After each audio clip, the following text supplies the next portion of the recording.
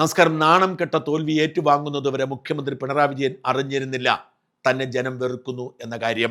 താൻ ഈ നാടിൻ്റെ രക്ഷകനാണ്, ക്യാപ്റ്റനാണ്, തന്നെ എല്ലാവരും ആരാധനയോടെ കരുതുന്നു എന്നായിരുന്നു പിണറായിയുടെ വിശ്വാസം. ഭൂരിപക്ഷം കുറഞ്ഞാലും അധികാരം തനിക്കായിരിക്കും, മരിക്കുന്നതുവരെ അധികാര കസേരയിൽ ഇരിക്കാം എന്ന് കരുതിയാണ് രോഗാതുരനായിരുന്നിട്ടും 81 വയസ്സുള്ള പിണറായി വിജയൻ വീണ്ടും വേച്ച് മത്സര രംഗത്തിറങ്ങിയത്. CPM നേതാക്കൾക്ക് ആർക്കും രാജാവ് നഗ്നനാണ് എന്ന് വിളിച്ചു പറയാൻ ധൈര്യമുണ്ടായിരുന്നില്ല. അതുകൊണ്ട് എന്തു സംഭവിച്ചു? CPMന്റെ ചരിത്രത്തിലെ ഏറ്റവും നാണം കെട്ട തോൽവി ഏറ്റുവാങ്ങി പിണറായി മടങ്ങുകയാണ്. പിണറായി വിജയൻ എന്ന രാഷ്ട്രീയ നേതാവിന് അധികാരമില്ലാതെ ജീവിക്കുന്ന കാര്യം ചിന്തിക്കാൻ പോലും പറ്റില്ല.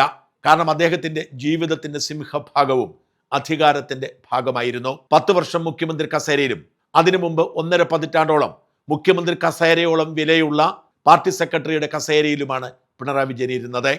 അതും സർവാധികാരിയായ പാർട്ടി സെക്രട്ടറി. അങ്ങനെ 4 നൂറ്റാണ്ടിന് ശേഷം പിണറായി ഒന്നുമല്ലാതെ പുറത്തിറങ്ങുമ്പോൾ പ്രതിപക്ഷ നേതാവ് എന്ന സ്ഥാനം വഹിക്കാനുള്ള ആത്മവിശ്വാസം പോലും ഇല്ലാതാകും.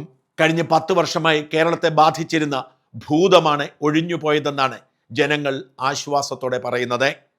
അധികാര ധാർഷ്ട്യത്തിൻ്റെയും ധനസമ്പാദനത്തിൻ്റെയും സ്വജനപക്ഷപാതത്തിൻ്റെയും അഹങ്കാരത്തിൻ്റെയും ആഡംബരത്തിൻ്റെയും ഒക്കെ അവസാന വാക്കായി ജനത്തെ വെറുപ്പിച്ചു ഭരിച്ച പിണറായി സ്വന്തം പ്രവൃത്തി കൊണ്ട് തന്നെ ചോദിച്ചു വാങ്ങിയതാണ് ഈ നാണം കെട്ട തോൽവി.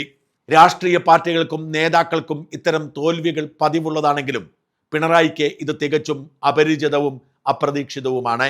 താൻ ചിരഞ്ജീവിയാണ്, എക്കാലത്തും അധികാര കസേരയിൽ ഇരിക്കും എന്ന ആത്മവിശ്വാസത്തോടെ പിണറായി മുമ്പോട്ട് പോയപ്പോൾ ജനം വീട്ടിൽ പോയി ഇരിക്കാൻ പറഞ്ഞു. കോന്നിയിൽ വെച്ച് വീട്ടിൽ പോയി ചോദിക്കട എന്ന് പറഞ്ഞപ്പോൾ ജനം വീട്ടിൽ പോയി ഇരിക്കട എന്ന് മറുപടി പറഞ്ഞു.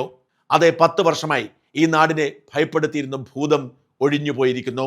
അനേകം മനുഷ്യരുടെ കണ്ണുനീരിൻ്റെ വിലയാണ് ഈ ഭൂതത്തിൻ്റെ ഒഴിഞ്ഞുപോക്ക്.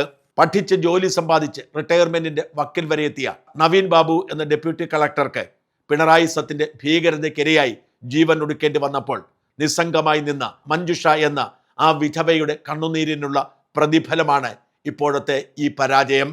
ഇതുപോലെ എത്രയോ സ്ത്രീകളുടെ കണ്ണുനീർ ഇവിടെ വീണിട്ടുണ്ട്.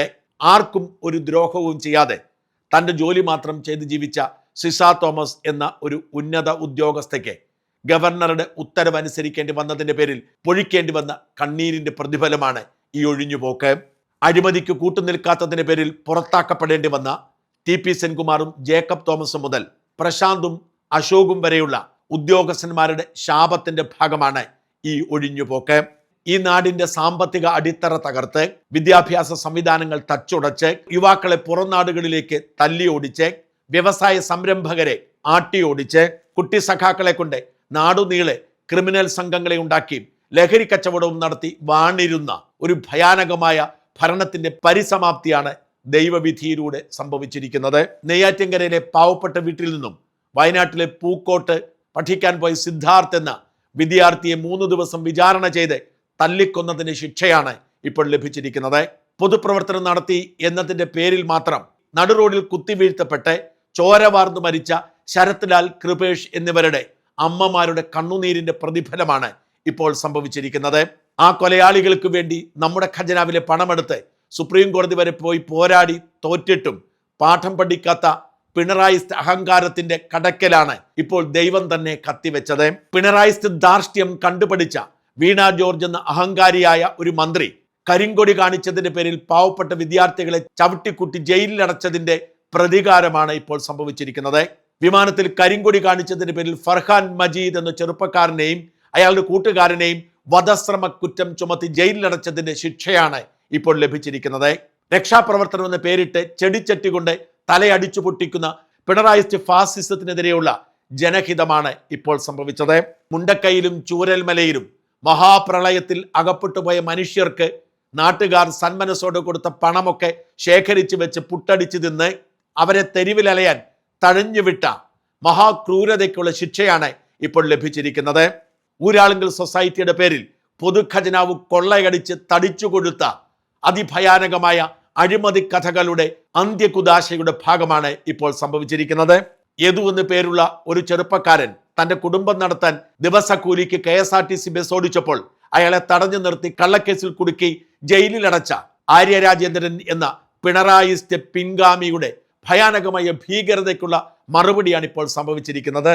മഹാപ്രളയം ഉണ്ടായപ്പോൾ ഡാം അഴിച്ചുവിട്ട് ജനത്തെ കൊന്നു തള്ളിയിട്ട് അതിന്റെ പേരിലും കപ്പിത്താൻ ചമഞ്ഞ് സാമ്പത്തിക ലാഭമുണ്ടാക്കിയ ഭയാനകമായ അവസ്ഥയുടെ അന്ത്യമാണ് ഈ ജനവിധിയിലൂടെ പൂർത്തിയായിരിക്കുന്നത്.